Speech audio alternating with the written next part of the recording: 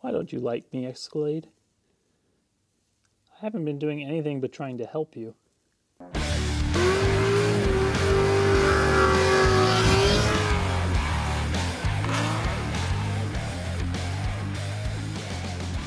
This is going to be tight.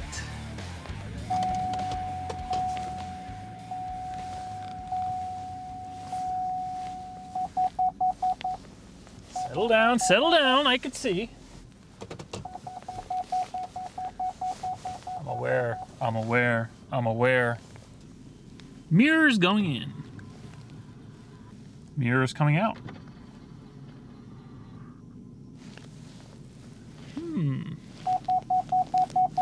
Oh, dude, I think it's too long.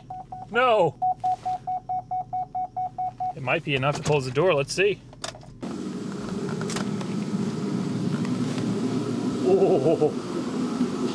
Oh, you know what? We got like another foot. But does the door close? No, it does not.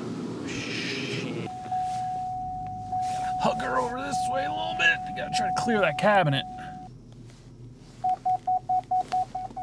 Kiss the back wall. You wanna kiss the wall? Kiss the wall. Give it a little kiss. Give it a little schmoochy schmooch. Oh, balls. Oh, I'm barely touching the cabinet. I know if I go in forward, it would probably be all right, but the problem is I can't go in forward. I need the damn space on the passenger side. We could fix this. We just gotta hug the driver's side a little bit tighter.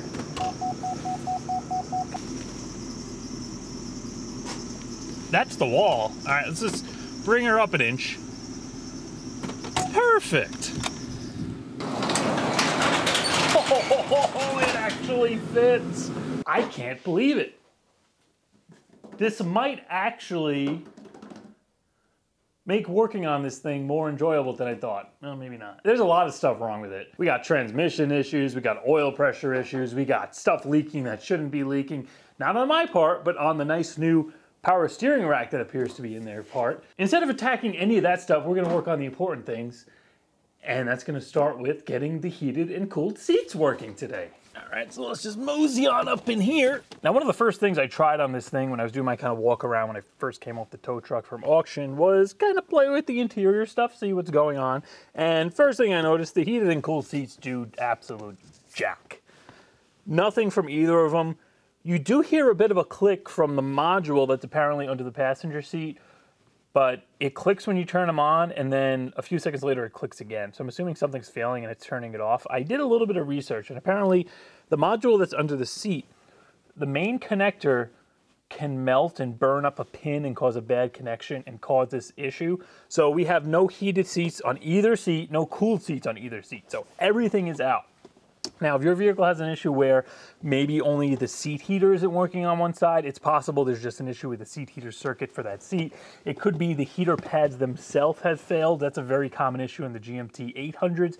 Not sure if it also applies to these, but we're gonna pretty much go in the direction of assuming it's with that module, and we're gonna crawl into there and take a look. Now, it is also worth noting when we do go to put the heated seats or cooled seats on, they do work as they should, like on here. So it comes up like they're supposedly heating or cooling. I know in the GMT 800s, when you go to put them on, at least the heated seats on the door, you'll get a light, it flashes and it turns off.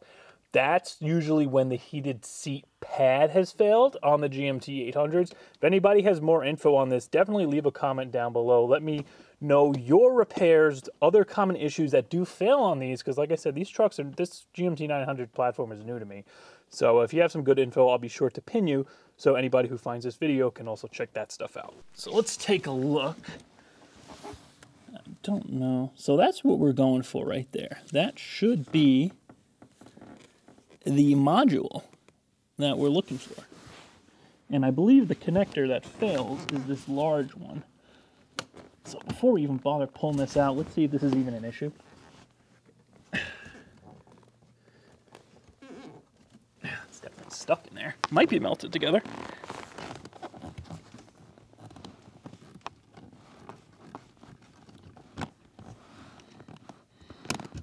Oh, there it is. What do we got? Ah, yeah. There you go.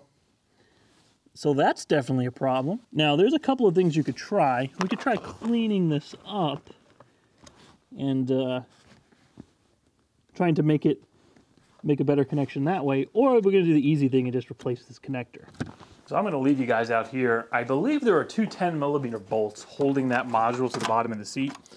So I'm going to try to get them without having to unbolt the seat and swing it back. It's probably going to be easier to unbolt the seat and swing it back. I'm not going to, though. Or should I? Pop these covers off. Our bolts should be under there.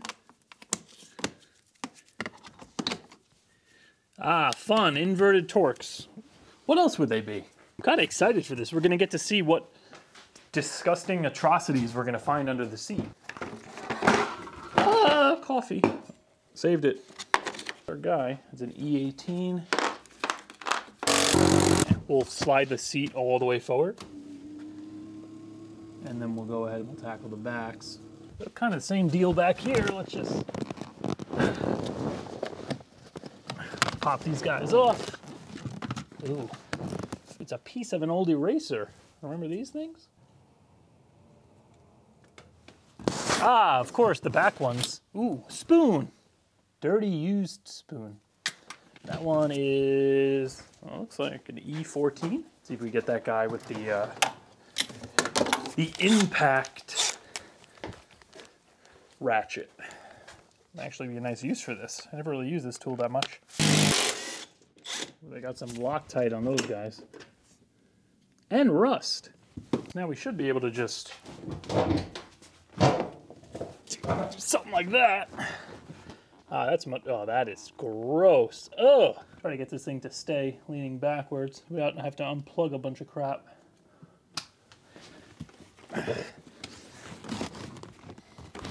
There's some stuff under this thing. Got your usual leaves and straw wrappers. Then we have a very ancient lollipop. Ooh, that could be a nice pen. Some hair ties.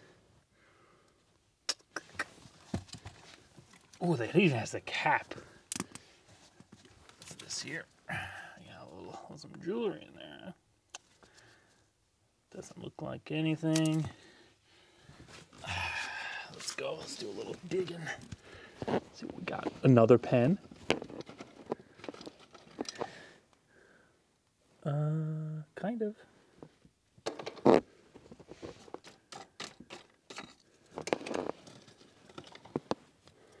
Ooh, a junior police badge. Port Washington Police Department. That's where this thing came from. That's why it's so friggin' crusty underneath, because it was by the water. What the hell is this? Dedicated. I don't know what Prado is. I never heard of that before. Prado eyewear. We got quite a little corner over here to dig through, huh? Hair tie. Crack rock? Yeah, but with the seat flipped back, you can easily get to this now. So we got a 10 there, a 10 on the other side. We'll pull the other connectors off. And then we're going to pull this whole module out, too, because I want to do a little modification for it to hopefully prevent this from happening again. We should be able to pull this through. Pretty nice.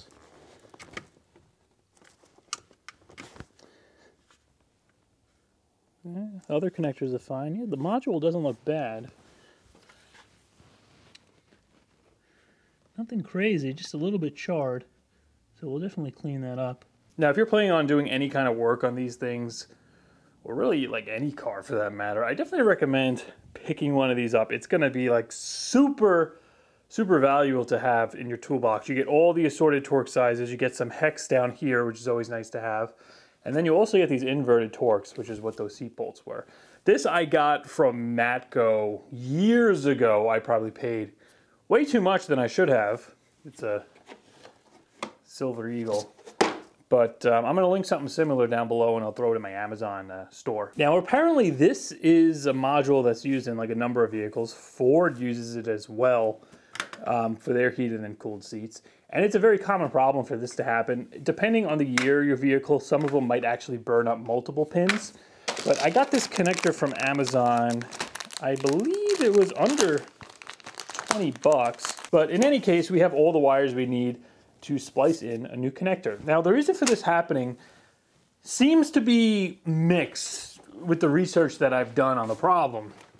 Some people claim that the module pulls too much power through the ground circuit, and that's the reason this burns up. I mean, it's plausible. You can see that melts. However, what I think is happening, and I kind of found a TSB to back this theory up. The connection here, for some reason, is just loose, whether it's just wear and tear, the plastic, the way the connector sits.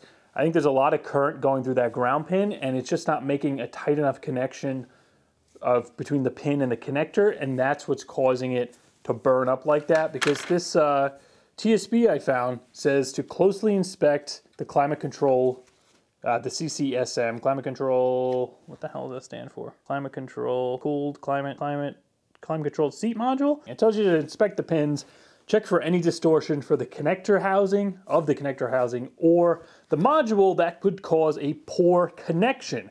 If any distortion is found, replace the module and connection.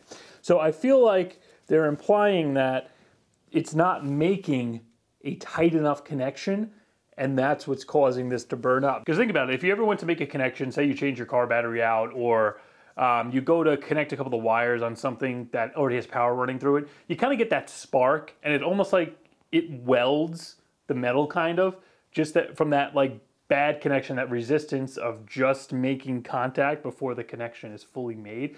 So it seems like that could be happening. So a way that we're gonna try to prevent this from happening in the future is to come in here and we're gonna clean this pin up and we're gonna put a little bit of solder on there. That's gonna make that pin thicker, and hopefully it's gonna be enough to sort of, you know, clamp down on that connector a little better.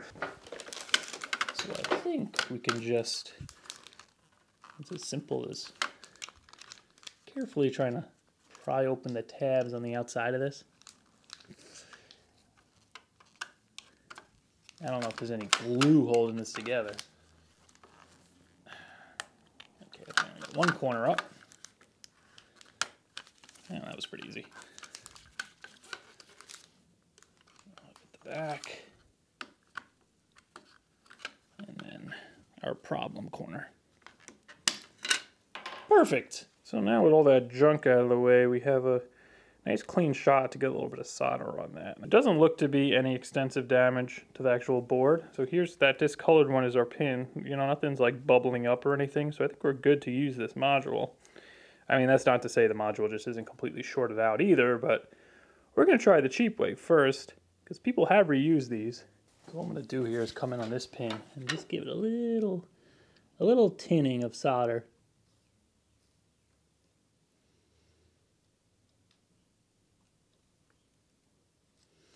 I don't want to build it up too much because the connector's not going to slide on then. I think that's enough. See, we have a little tiny bubble of solder on there. Not much, but I think just enough to get that pin to really kind of scrunch down on there and make a better connection. Probably should have paid attention to the way this thing came out, huh? I don't think it really matters. Oh, you can't mess it up. Look at that. Very nice of them. There's little locating pins. It only goes in one way.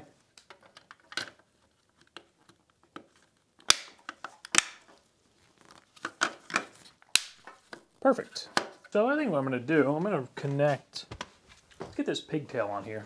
This might be a tight connection now, being I soldered that. We'll get this seated. That's not terrible. We'll get this module installed. And then we'll make our connections with this bolted up under the seat. Now normally one would probably test this, you know, before going through the effort of putting it all back, but that's not the life I live. I think I'm putting this in backwards. I do that a lot. Like if something could go in backwards, like something doesn't even have to like have the ability to like go in the wrong way, I'll still find a way to put it in backwards and make the bolts line up. It doesn't feel like it's sitting very flat. Was it this way? I think now it's upside down. I think the big connector was on the left before, wasn't it? Seemed like too much crap is in the way when I put it in this way. Now it's sitting flat. See what I mean? So very simply, what we're gonna do here is kind of go in order, look at the connection, look at the connector on the seat module, you know, match up the orientation. So we know this top left here, what's that, pink with a black stripe? We know that is going to be going to this wire here, the top left on that connector. And I'm just gonna nip them off one by one, see if I can just butt connect them together, and just kind of go from there.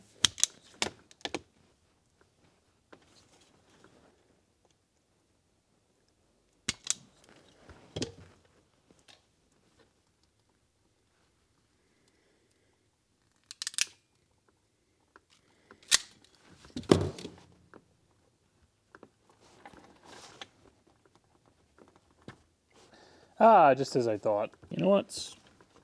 Screw these stupid things. If you don't have good crimpers, you know, or if you have crimpers that aren't crappy ass AutoZone electrical aisle crimpers, go ahead and use the heat shrink crimp connectors. But for me, I'm gonna have to go down the hard route. I'm just gonna solder and heat shrink everything. Oh, that was my toe on the heater. That's what I get for being nice. And going to get a blanket to put on the carpet so I don't drip solder on it. Why don't you like me, Escalade? I haven't been doing anything but trying to help you. It's kind of like one of those dogs that has been mistreated all of its life and it's sitting in the pound, and it's very, very, very violent and mean until that one person comes along and adopts it. It makes everything all better. I just don't know how long it's going to take for this thing to know that I'm its savior and it stops fighting me back. It may never happen. And yes, I am blaming the Escalade for bashing my toe on the heater. But there we go. You guys get the gist. I'm going to do this for every single wire. And I'll bring you back when we're bolting the seat in. And there we are, all nicely heat shrinked and soldered. I left a little bit of slack on there. It's always good to have some. These are those two wires that aren't getting used, that the GMs don't use. So I just stagger cut them, just so they can't make any contact. I'm just gonna wrap them with electrical tape, kind of tie this up under there with zip ties. Let's get the seat bolted down and see if all this work was actually for something or not. I'll throw some friction tape on there before I zip tie it, make sure it doesn't chafe on anything under the seat. I think that sucks about this stuff. It only kind of sticks to itself, so you gotta make sure you wrap it real good. It's not gonna stick to the wires you're wrapping it to. It's pretty good. You can kind of get it nicely tucked under there, because that friction tape has kind of a stick to it. You know, it's not gonna rub. It'll just kind of stay in place wherever it's pressed against. That looks pretty good. Pretty happy with that. It'd be even nice if it actually works and does something. Should I vacuum under the seat? I should probably vacuum under the seat. I don't want to vacuum under the seat. I'll attempt to take care of some of the gooiness, because it will probably smell if I do not. And this thing already has a little bit of a stench to it. Got a little Brain 9 here. It's better than it was. I don't care enough to try to dig all that out. At least all the crap in the food is gone. Okay. Nice. Nice.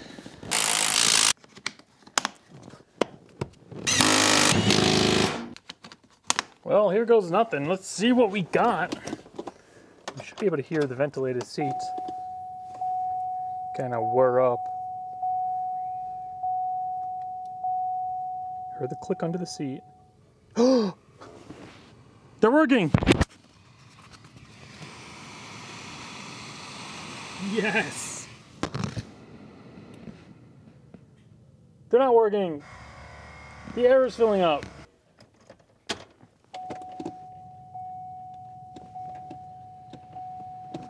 They're whirring up. That's in my crotch.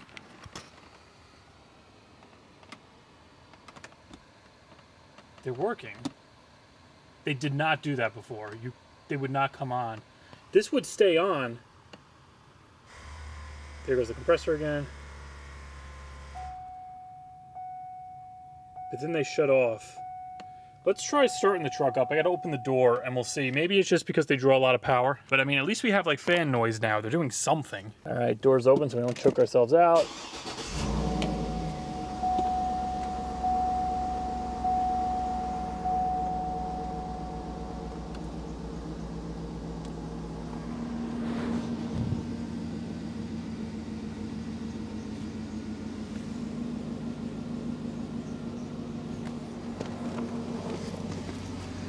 Oh yeah, they're blowing.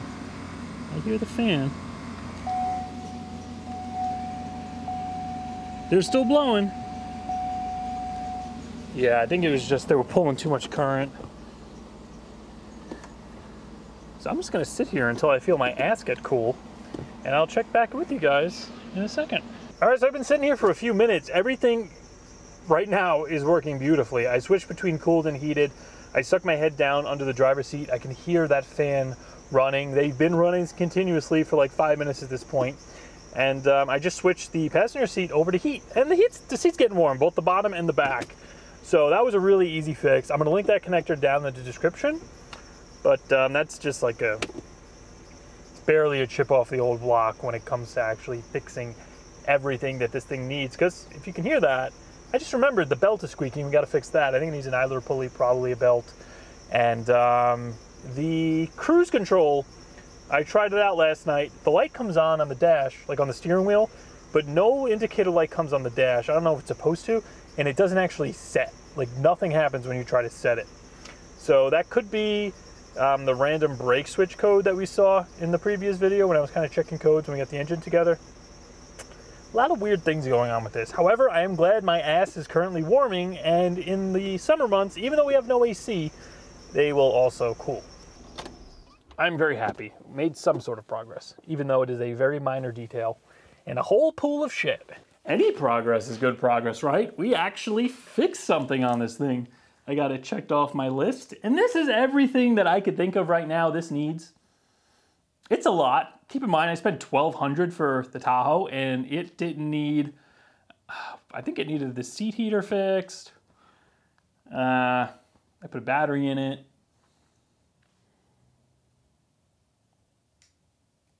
And I think that was it. So there's some things that need to be addressed. I'm not going through all of this now. I'm gonna be standing here for 10 minutes.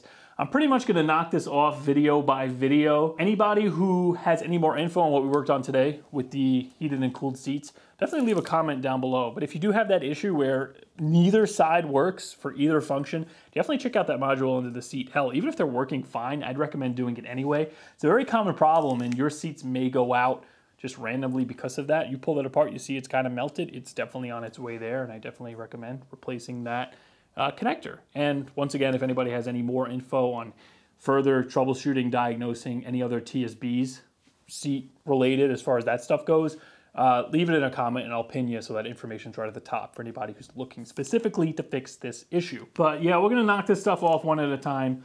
A lot of weird stuff going on with this thing. Sponsors, anybody want to sponsor this nice educational build? I am working on building out a GMT 900 playlist, hence all of this stuff listed out. Gonna make all these repairs, label them accordingly in a playlist, so anybody who comes across it can kind of hopefully help them. And all this, the common kind of crap, will be in one spot where people can hopefully fix their issues. But yeah, I'm serious. Anybody know any sponsors want to send me some parts? Let me know, because those mag shocks alone are like 550 bucks a pop, and I completely understand why people just chuck them and put regular like passive suspension in the front. That is ridiculous, but I really want to try to restore this thing to like new factory ride quality if possible. But that's where we're going to end up here. You're probably going to see more Escalade content more frequently. I'm going to try to maybe, if it's fast stuff like this, I was able to shoot this in one day, you might get multiple videos a week. I'm not promising anything, but it's possible. But anybody who's like, you know, the Trans Am, 3rd Gen stuff, Tahoe stuff, this isn't gonna like take over the channel. That stuff's still gonna be there. You just might see more frequent videos of this because it's faster and easier to shoot while I'm still working, you know, on videos on the other stuff. So it doesn't mean I'm just working on this. It just means those videos take longer to make. But for now, that's gonna do it for this. I gotta go find some sponsors because this is absolutely insane.